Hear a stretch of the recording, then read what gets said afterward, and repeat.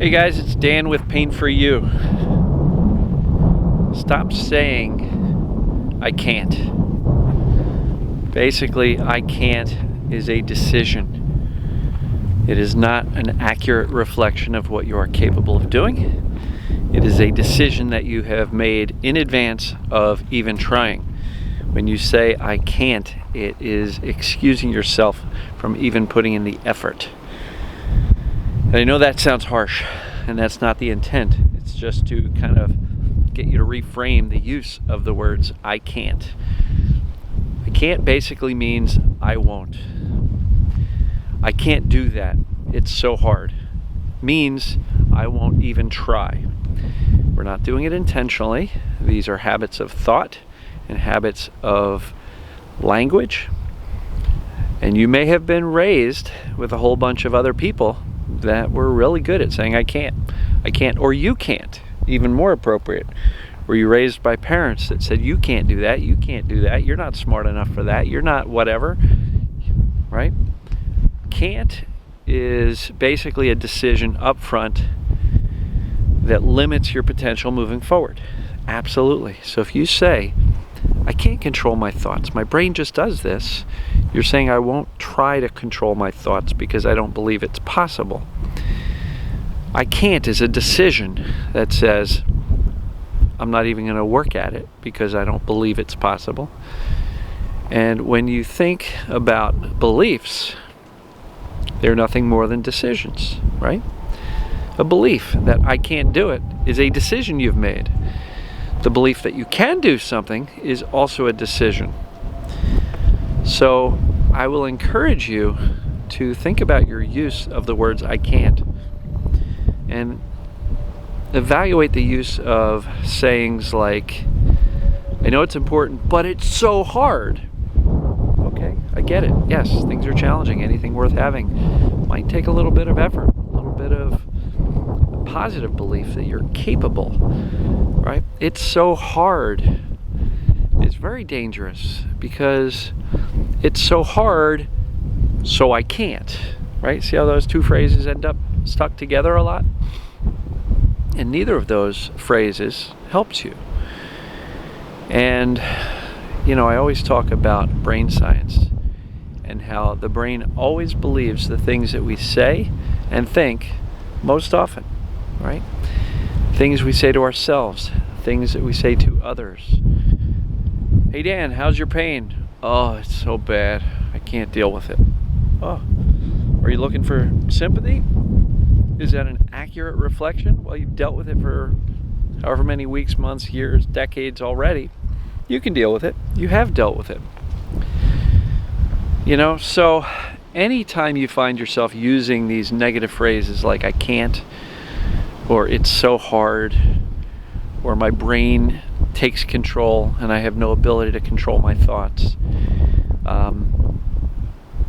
it's really based on a decision that you're not capable. And I'm here to tell you, you're very capable. I've seen some really cool changes in people. I've seen some miraculous changes in people. Not miraculous, but really very empowering, very cool, very, very uplifting changes in people. And when they realize that they've actually got more control over their thought process and therefore their beliefs and their decisions, powerful things can happen. People can get better fairly quick. And let me ask you a question. If you have the decision or the belief that I can't do this, how much mental energy are you going to be investing in finding a way through or a way out or a solution? Probably not much, because you've already decided it's not possible. Whereas if you have the belief that I can do this, I can get better, I can end my pain, that opens up the door for your brain to start to look for possibilities. Remember that reticular activating system I talked about? When you say I can't do this, you're setting up the brain to look for evidence that you can't. And every little hurdle, every little stumbling block along the way is evidence that you can't do this. Whereas if you make a different decision that says I can do this, it may be challenging, but I can do this, You're setting your brain's task to look for evidence, in fact, that I can do this. And you will see more possibilities. You will see more opportunities if you take an attitude of I can, or develop a belief of I can, and make a decision that I can, right? So I can't equals I won't. You've already decided not even to look for those possibilities or opportunities, to take little baby steps and move forward. Do you understand the difference here between I can and I can't? And the language matters, because the language forms our beliefs, and those beliefs are nothing more than decisions. And those beliefs that we have are literally instructions to our brain to say, look for evidence that I'm not capable, that I won't be able to do this, that I can't do this, or instructions to the brain that says, I am capable, I can do this, I'm going to get better. The brain will look for those confirmations and evidence that those things are true. And this is nothing more than simple observation of how the brain works. So we believe the things we think and say most often. Are you telling yourself that you're not capable and that you can't, and that you're unable to control your thoughts, you're unable to choose your thoughts? Or are you telling yourself that you're capable and you're on the right track and that you will get there? And are you setting your brain up with proper instructions to look for evidence and possibilities that what you believe is actually possible and true? So I don't have a lot more to say about that, but just observe your language. And if you find yourself saying, I can't, or it's so hard, even to yourself, you're not doing yourself any favors.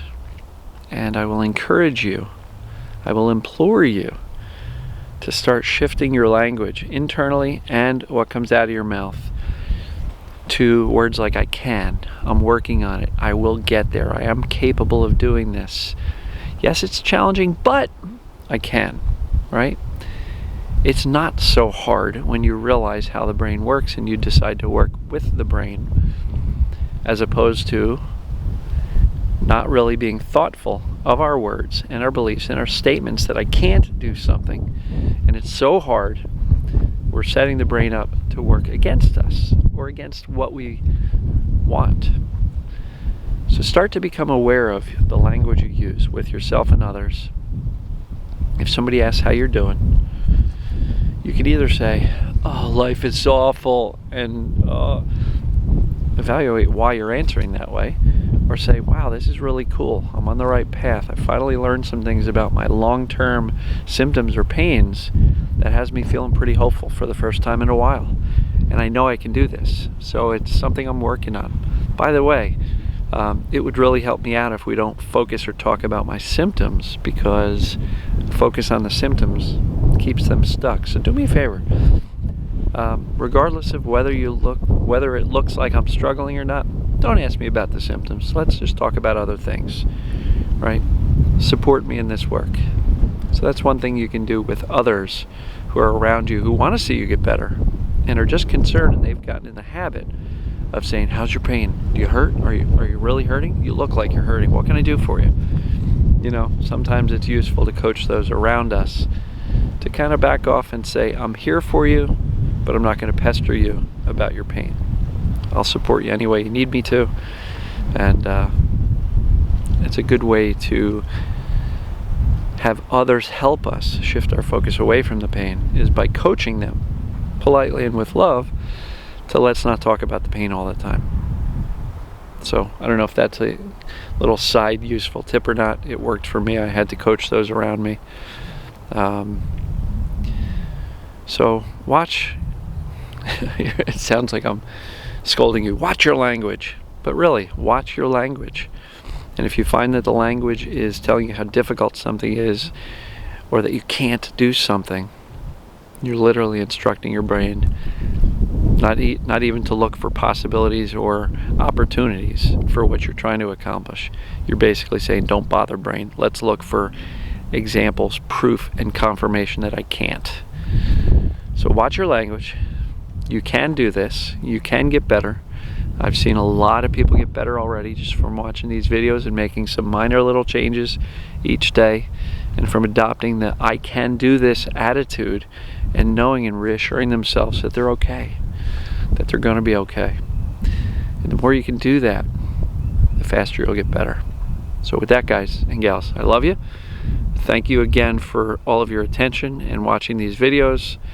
It means so much to me when I hear positive feedback and even some questioning about the concepts that I'm teaching, because I don't know everything. I'm just trying to share what I do know.